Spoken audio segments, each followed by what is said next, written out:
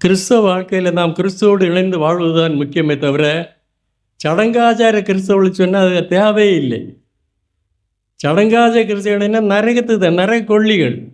இந்த பூமியில் எப்படியெങ്കിലും வாழ்ந்து எப்படியெങ്കിലും சத்து எப்படியெങ്കിലും நரகத்தில் போய் பயங்கர தண்டனை. நரகம்னு சொல்லும்போது நீங்கள் பார்த்தீங்களா, இந்த விரவு கட்டை அடுக்கிறது போல நரகத்தில் தூக்கி தூக்கி போடுவாங்க பாருங்கள். அதே வேளையில் பரிசுத்தவான்களுடைய நித்திய ராஜ்யம் அது மகிமையானது, அது ஆசீர்வாதமாக ராஜாவோடு இயேசு ராஜாவோடு வாழுகிற ஒரு வாழ்க்கை. அது அவர் ராஜாவாகவும் நாம் ஆசாரியர்களாகவும் ராஜாக்களாகவும் அவரோடு இணைந்து வாழுகிற வாழ்க்கை. அதுக்கு தான் மேலே பரிசுத்தவான்கள் தங்கள் ஜீவனையும் கொடுத்தார்கள், கிறிஸ்துவுக்காக தங்கள் ஜீவனையே கொடுத்தார்கள். இன்று நாம் அற்ப காரியங்களுக்காக நம்முடைய இந்த அசுத்தமான வாயை வச்சு கேடுகட்ட வார்த்தைகளை பேசி இயேசு கிறிஸ்துவை விற்று போடுகிறோம். அப்படிப்பட்ட சிந்தை நம்முடைய வாழ்க்கையில் இருந்து மாற வேண்டும். சூத்திரம் ஞானஸ்நானம் எடுத்த அருமையான பிள்ளைகள் இன்னும் மற்றும் ஏற்கனவே அந்த ஞானஸ்நானம் எடுத்தவர்கள் நம் மறுபடியும் ஆண்டவருடைய சமூகத்தில் நம்மை அழுது புரண்டு நம்முடைய கசப்புகள், நம்முடைய உள்ளத்தில் இருக்கிற கசப்புகள், இந்த வைராக்கியங்கள், இந்த கோபங்கள், எரிச்சல்கள், இவைகள் எல்லாம் கொண்டு தெய்வராஜ்யத்தில் போகவே முடியாது. அவர் பரிசுத்தர் நம்முடைய ஆண்டவர். பரிசுத்தம் உள்ளவர் தான் அவரோட இணைய முடியும். பரிசுத்தம் இல்லாதவர்கள் அவரோட சேர முடியாது.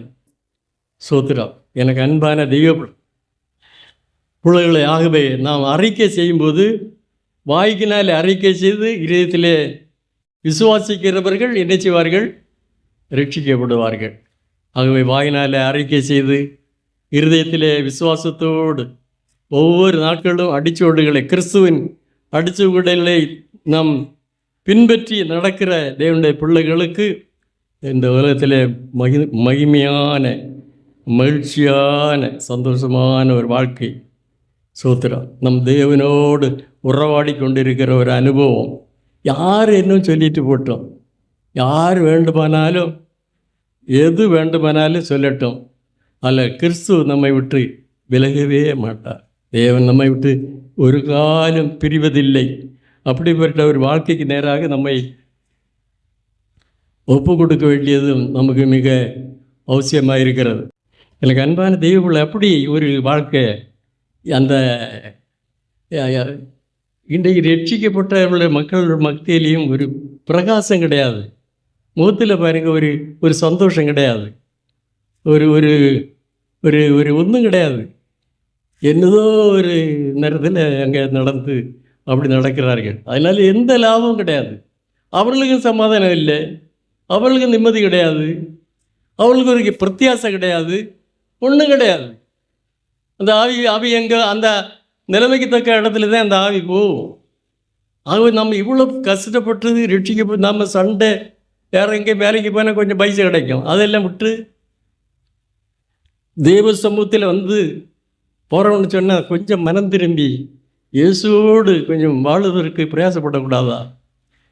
நீங்கள் எண்ணி பாருங்கள், அன்பான தேவனுடைய பிள்ளைகளை எண்ணி பாருங்கள். சிலர்களுக்கு சோத்திரம் அல்ல, நம்மள அநேகர்கள் மற்றவர்களை கண்டாலே நமக்கு பொறுக்கல்ல, எரிச்சல் அடைகிறது, வார்த்தையில் கடுமையான வார்த்தைகள் பேசுகிறது. எனக்கு அன்பான தெய்வ பிள்ளைகளை, இதெல்லாம் நமக்கு வாழ்க்கையில் ஒரு சேஞ்சு வேணும். அருமையால ஒரு வாழ்க்கையில் ஒரு வித்தியாசம் வேணும். குணப்பட்டவனுக்கும் குணப்படாதவனுக்கும் பாருங்கள் வித்தியாசம் இருக்கணும். நம்முடைய பேச்சில் ஒரு ஒரு ஒரு கனிவான, ஒரு இன்பமான நம்முடைய வார்த்தை மற்றவனை கிறிஸ்து ஒரு அன்பினால் இழுத்து கொள்ளக்கூடிய ஒரு தன்மை நம்மகிட்ட இருக்கணும். கடுமையான வார்த்தை பேசி அவருடைய இருதயத்தை உடைக்கிறதல்ல விசுவாசிகளுடைய அனுபவம். வாழ்க்கையில் ஒன்றும் இல்லைன்னு எல்லா விசுவாசி அடுப்பில் இடுக. எல்லாவற்றிலையும் நமக்கு ஒரு மாற்றம் வேணும். ஜீவியத்தில் லைஃப்பில் ஒரு மாற்றம் வேணும். அதுதான் பாருங்க, நாங்களும் சகோதரங்களாக யோசித்து என்ன அநேகருடைய குணங்கள் சீர்கெட்ட நிலையாக இருக்கிறது பாருங்க. அவங்க இந்த அப்பத்தையும் வாயிலிட்டு கொஞ்சம் தண்ணியும் குடிச்சு ஒரு தாகத்தை குடித்தது போல் குடிக்கிறதுனால அவங்களுக்கு அதனால பிரயோஜனம் கிடையாது. இதான் ரட்சிப்பு. அது முடிவு, அதாவது பாரு, அது வேதம் என்ன முடிவிருந்த நிலைநிற்பவனே ரட்சிக்கப்படுவான். அது வேதம் சொல்லுகிறது. 5 நாள் ரட்சிக்கப்பட்டவனோ, 50 நாள் ரட்சிக்கப்பட்டவனோ, 50 நாள் ஊழியம் செய்தவனோ அல்ல. 50 நாள் ஊழியம் செய்தவன் அல்ல. அருமையாளே, நிரந்தரமாக ஆண்டவருக்காய் வாழ வேண்டும். ஐயா, உங்களை காப்பாற்றுகிற ஒரு பாஸ்டர் அல்ல, ஒரு பாஸ்டர் அல்ல, ஒரு ஊழியக்காரன் அல்ல, ஒரு ஊழியக்காரி அல்ல. அவனை கனம் பண்ணணும். அவனுக்கு உங்களால் என்ன உள்ள கொடுக்கணும். அதே வேளையில் நமக்கு அவனால் ஒன்றும் பண்ண முடியாது. அவன் திறப்பின் வாசலில் நின்று நமக்கு அவர் வேண்டுதல் செய்வானே தவிர அவர் தான் நமக்கு எல்லா இரக்கங்களும் கிருபைகளும் செய்யணும். நம்ம அவரைத்தான் நேரடியாக தொடர்பு கொள்ள வேண்டும். கான்டாக்ட் நேரடியாக அவர் நமக்கு என்ன செய்யணும்? ஒரு தொடர்பு, ஒரு ஐக்கியம் இருக்க வேண்டும். கர்த்தர் நமக்கு ரட்சகர், நம்முடைய ஆண்டவர். அந்த ரட்சிப்பு நமக்குள்ளே வரும்போது அவருக்குள்ள ஒரு கனெக்ஷன், ஒரு தொடர்பு, ஒரு ஐக்கியம் நமக்கு வந்து விழுகிறது. ஃபோன் கனெக்ஷனை போல நம்ம பேசும்போது அவர் கேட்பார். ஐயா, கண்டிப்பாக கேட்பார். சமாதானம் என்று சொல்லும்போது நம்முடைய இருதயம் சமாதானத்தினாலே ஆட்கொள்ளும். சமாதானத்தை நாம் அனுபவிக்க முடியும். யாரை சொல்லி அனுபவிக்கிறதில்ல, நாம் அனுபவிக்கிறது. ஸ்தோத்திரம். ஆகவே அப்படி தெய்வம் நம்ம நடத்துகிற ஒரு தெய்வம். அன்பான தெய்வ பிள்ளைகளை, நாம் மற்றவர்களை நம்ம வெறுத்தாலும் நாம் அவர்களை நேசிக்கக்கூடிய ஒரு இருதயம் நமக்கு ஆண்டவர் தந்திருக்கிறார். யார் நம்மை வெறுத்தாலும் சரி, யார் நம்ம வெறுத்திருந்தாலும் நாம் அவங்களை நேசிக்க. அதே ஐயா ரட்சிப்பு. சோத்திரம். இன்றைக்கு பாருங்கள், எத்தனையோ குடும்பங்களில் பெற்றோர்களை வீட்டில் என்ன அடித்து புறத்தாக்க ஒரு அனுபவத்தை நாம் பார்க்க முடிகிறது. சகோதரங்களுக்கு ஒரு பாசம் கிடையாது, ஒரு ஐக்கியம் கிடையாது. அந்த குடும்பத்தில் பெண்களுக்குள்ள ஒரு ஐக்கியம் கிடையாது, ஒரு பாசம் கிடையாது, ஒன்றும் கிடையாது. அப்படிப்பட்ட ஒரு அதாவது ஒரு கொடுமையான காலத்தில் நாம் ஆழ்ந்து கொண்டு இருக்கிறோம். எனக்கு அன்பான தெய்வ பிள்ளைகளை, சோத்திரம், அதில் ஒரு தேவனுடைய பிள்ளையானது இதை சிந்திக்க வேண்டும். மற்றவர்கள் அப்படி இருக்கிறது போல் நாம் அப்படி இருக்கக்கூடாது. நமக்கு விரோதமாக ஒரு காரியங்களை செய்திருந்திருந்தாலும் நாம் யோசித்து, சோத்திரம், சிலப்போ அது கடுமையாக இருக்கலாம், நமக்கு வேதனை கொடுக்கிறதா இருக்கலாம். இருந்தால் நம்ம சகித்து அதை பொறுத்து நாம் அதை மற்றவர்களை மன்னிக்கிற ஏன்னா நாம் அவர்களை மன்னித்தால் மாத்திரமே நம்முடைய பாவங்களை ஆண்டவர் மன்னிப்பார். நீங்கள் அதெல்லாம் புரிஞ்சுக்கிடுங்க. நாம் அவர்களுக்கு மன்னிக்காமல் இருந்தால் நம்முடைய பாவங்களை ஆண்டவர் மன்னிக்க மாட்டார். நம்முடைய பாவங்கள் கர்த்தர் மன்னிக்க மாட்டார். மற்றவருடைய பாவங்களை நாம் மன்னிக்கும் தன்மை நம்மிடத்தில் இருக்குமானால் நம்முடைய பாவங்களை அறிக்கை செய்த உடனே தேவன் ஒரு விடுதலை தருவார். ஒரு சந்தோஷ மகிழ்ச்சியும் நம்முடைய இருதயத்தில் தங்குவார் மேலே. ஆகவே நான் கனம் பிடித்து மற்றவுடைய சோத்திரம், ஒரு பெருமையோட இந்த சோத்திரம், சோத்திரம் சகிக்காத நாம் அவர்களுக்கு விரோதமாக நடந்த என்னத்தை காட்ட முடியும்? கொண்டு செமக்கலாம். அது அவங்க ஒரு பெரிய பாரமாக இருக்கும். நமக்கு ஒரு பாரமாக இருக்கும். சகோதரன் நினைக்கும் போது நமக்கு ஒரு பாரமாக இருக்கும். அன்பான தெய்வ பிள்ளைகளை, சகோதரங்களை சொல்லி எவ்வளோ பாசமாக நம்ம ஆள வேண்டியவர்கள், எவ்வளோ அன்பாய் வாழ வேண்டிய தகப்பன் பிள்ளைன்னு சொன்னால், எவ்வளோ தகப்பன் சின்ன பிறவத்தில் ஒரு பிள்ளை வளர்க்க பாடுண்டா. எவ்வளோ கஷ்டப்பட்டு நாம் பிள்ளைகளை வளர்க்கறது போல தான் நம்மையும் நம்முடைய பெற்றோர்கள் வளர்த்தார்கள். வயசான பிறகு சிலரை ஒதுக்கி தள்ளுகிறார்கள். பல்லு விழுந்து, சோத்திரம் கோடு விழுந்து, ஒரு மாதிரி அசட்டை பண்ணி தள்ளுகிறார்கள். அது எல்லாம் அறிய பையனால. ஆனால் நாம் அப்படி செய்யலை. இருந்திருந்தாலும் நம்முடைய இருதயத்தில் நம்மை மற்றவர்களை, அதாவது இனி இயேசு கிறிஸ்துவுக்கு நாம் பணிவிட செய்ய முடியுமா? போய் முடியாது. என்னோட மற்றவர்களுக்கு செய்கிறது தான் அவருக்கு செய்தது. நம்முடைய சகோதரனுக்கு செய்கிறது, சகோதரிக்கு செய்கிறது, ஒன்றும் இல்லாத வறுமையோடு இருக்கிறவர்களுக்கு நம்மால் என்றதை செய்கிறது, நம்முடைய வாயால் ஒரு நல்வார்த்தை சொல்லுகிறது. இவைகள் தான் மற்றவருடைய அவருடைய இருதயத்தில் அது ஒரு ஆறுதலை கொடுக்கிறதா இருக்கிறது. அப்படிப்பட்ட ஒரு ஜீவம் இல்லாமல் நாம் ஒரு சோத்திரம் ஒருத்தருக்கும் பிரயோஜனம் இல்லாத இந்த உலகத்தில் சோத்திரம் வாழுவதில் என்ன அர்த்தம் இருக்கிறது? நீங்கள் சிந்தித்து பாருங்க. ரட்சிக்கப்பட்டவனும் சொல்லுதான், ஆனால் நம்மகிட்ட ஒரு நன்மையான ஒன்றும் இல்லை, ஒரு நல்வார்த்தை இல்லை, பணம் இல்லை. அதுதான் எல்லார்கிட்ட இப்போ பணம் வாரி வாரி உதற முடியாது சோத்திரம். அதை உள்ள ஒரு நல்வார்த்தை.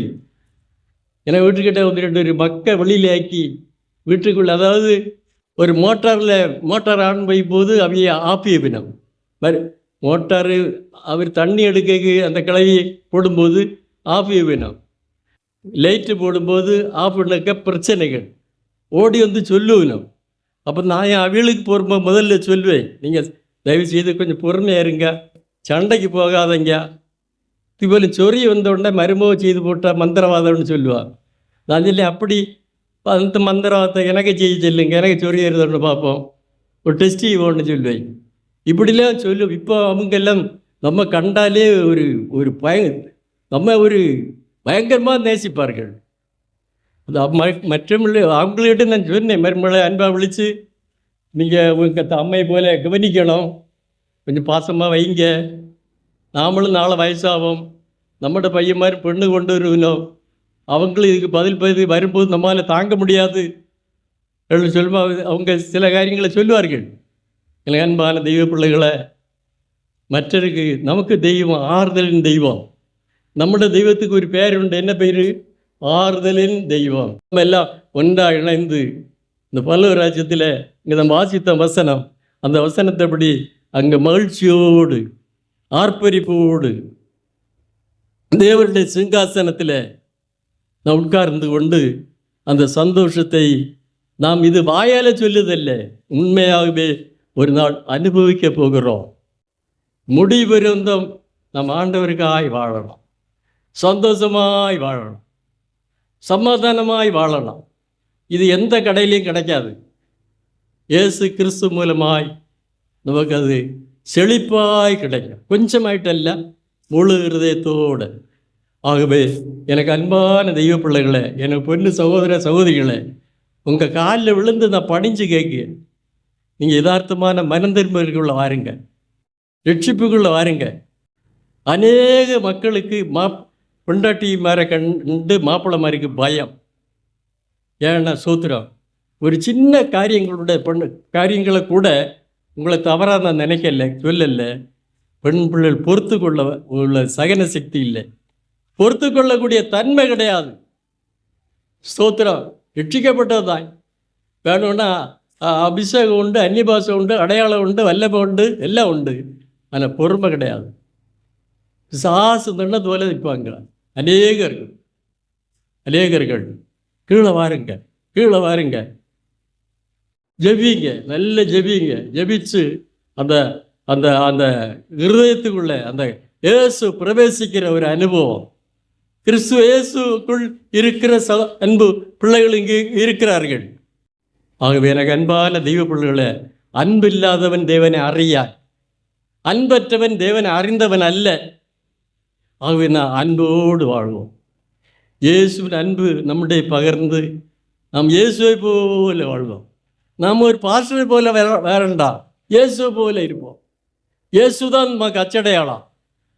அவருடைய அச்சடையாளங்களை தரித்து, அவர் பேசுகிற வண்ணமாய் பேசி, அவர் நடக்கிற வண்ணமாய் நடந்து, அப்போஸ்தலர்கள் அப்படியே தான் நடந்தார்கள். சீஷர்கள் அந்தியோக்கியிலே சீஷர்கள் நடந்தபோது அவரை பார்த்த மற்றவர்கள் இவர்கள் கிறிஸ்தவர்கள் என்று சொன்னார்கள், அறிக்கை செய்தார்கள்.